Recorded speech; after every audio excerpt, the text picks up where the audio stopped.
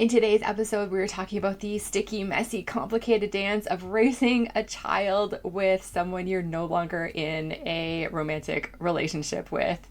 And we're going to be talking about 3 mistakes that I see co-parents making over and over again. And before I dive into those mistakes, I want you to know that this episode is not at all about judgment.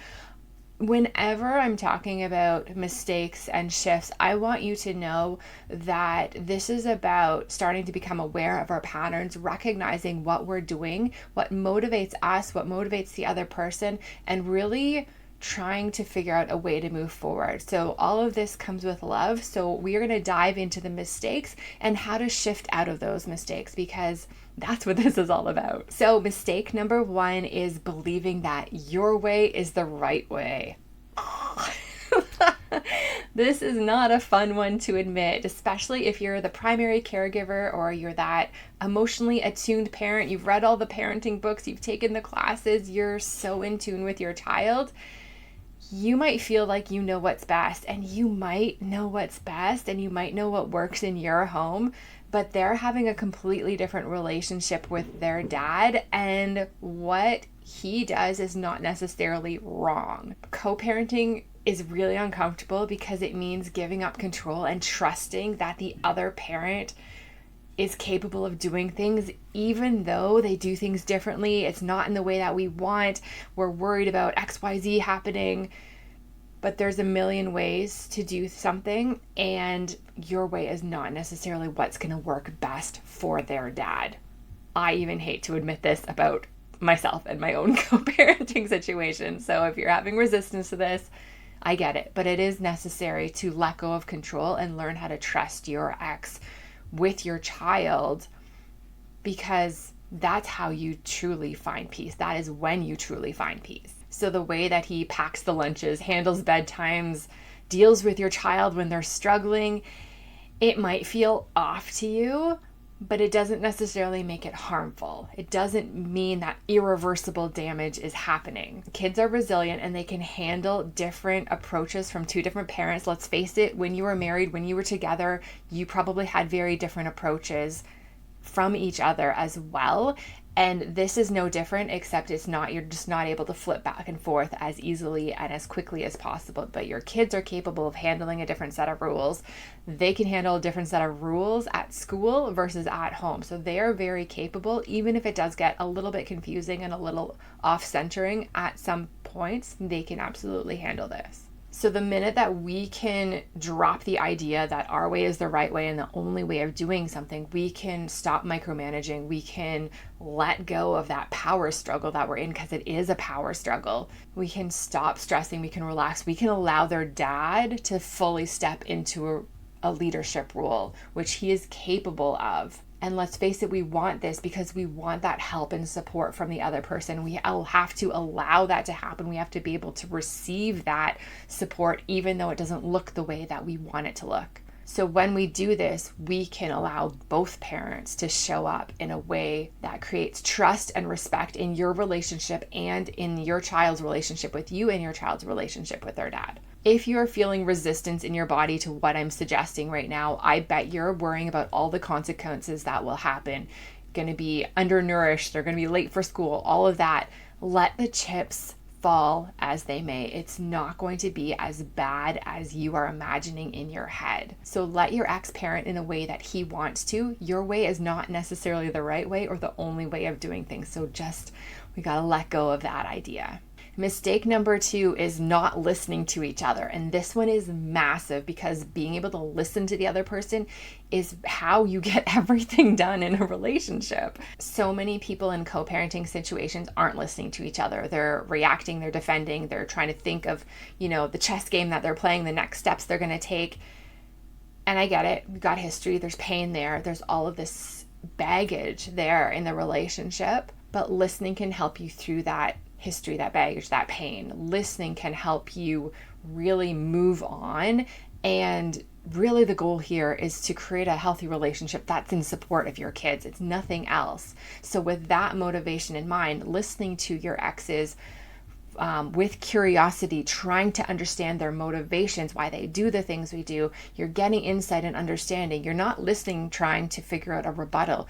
You are truly listening to understand their point of view and why they are doing the things that they are doing, why they're making the decisions that they're making, because it might not always make sense to us as the moms, because men and women think quite differently. So when you're in conversation, slow things down, put your curiosity hat on, try to understand, ask questions, clarifying questions if you don't understand something. Repeat back what you've heard. Am I understanding this correctly? Ask him. Ask to understand. Ask if you're understanding correctly. If you do not understand why he is doing the things he's doing, why he's thinking the way he's thinking, you will never be able to fully resolve the conflict that you're having. You will not be able to negotiate with him effectively because you don't understand what motivates him. You need to understand his motivations. You need to understand his perspective. You need to understand why he does the things that he does. And if you don't understand that, you will not be able to fully trust him with your child, because he will seem unpredictable. He will seem like he's making these obscure random decisions that make no sense to you, and that feels unsafe to you, and that feels like he can't be trusted. So the listening piece is extremely, extremely important. So when you enter into a discussion, the very first order of business needs to be to listen with the intent of understanding him. It's not going in to resolve a conflict right away. Listen to understand. Seek to understand him. Show him that he has heard, that he has seen. Validate what he's saying, even if you don't agree. What I'm hearing you say is this. That makes sense from your perspective. Now I understand your perspective. Thank you for sharing. Thank you for helping me understand.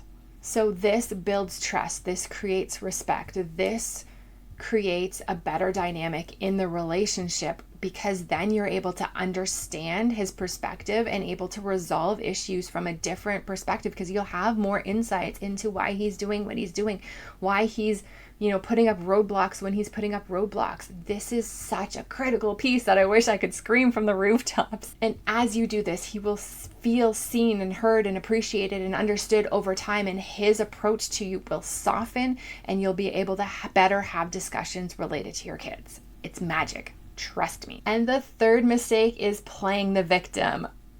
And this is a hard pill to swallow, because blaming is so prevalent in our culture. Blaming is so prevalent in, I'll say, the divorce industry. We want to point fingers. The other person's the bad guy. We're innocent.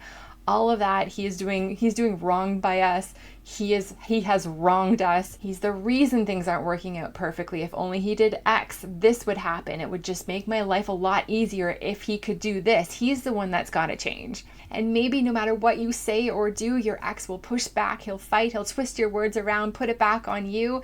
So many co-parents fall into this trap, and it is no fun, because really, when you're blaming someone else for your issues, that's essentially telling yourself that you are powerless to change. You are the victim.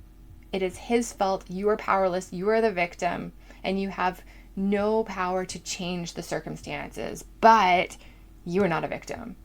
Yeah, the circumstances might be crappy. Yeah, he might be twisting your words. Yeah, he might be, throwing his weight around, but you are not powerless. You have the power to change absolutely everything in this relationship. And that's really, really fun. But it starts with taking 100% responsibility and saying, he is not to blame. What can I do? What can I do to shift things? When you stay in that victim mode, when you start that blaming, you really give away your power, because it's basically saying, I can do nothing. He's the reason. You shrink and you play small. You hide yourself and your true feelings. You stop speaking up. You don't speak up. You react, and you, instead of lead, you armor up instead of speaking up and speaking from that authentic place. You speak from almost like you're going into battle. And you may be sitting there saying, Lindsay, there's zero evidence I have right now that my ex is willing to change, or that he's even capable of change. But you still get to choose how you show up.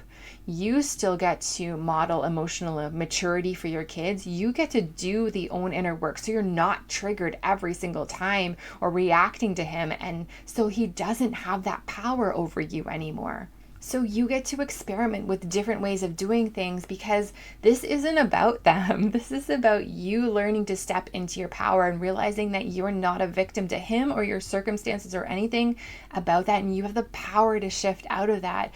This is about really breaking free of old patterns that have kept you in that relationship, because you don't want another relationship like this. You want this relationship to change, right? Like, you don't want to be that in that victim role anymore. Maybe you never did, but it's so easy to default to that because that's our conditioning in our society right now. But you are absolutely powerful. So start acting like you are. So let's recap those 3 mistakes. It's believing that your way is the right way when there's other ways to do things. It's not listening to each other when really listening is at the foundation of any healthy relationship.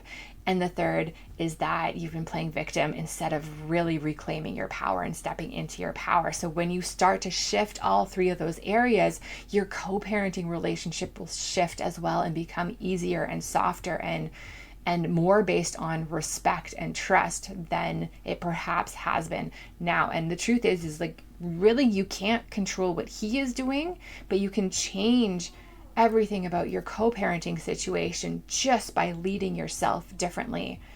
And when you do that, the dynamic shifts. Whether your ex wants to or not, he will start to shift. If you got one thing out of this episode, I would truly appreciate it if you take the time to leave a review, write your biggest takeaway from this episode. It means so much to me, and it helps other moms like you find this, and we can all go on this healing journey together. Thank you so much for being here, and I will see you next time.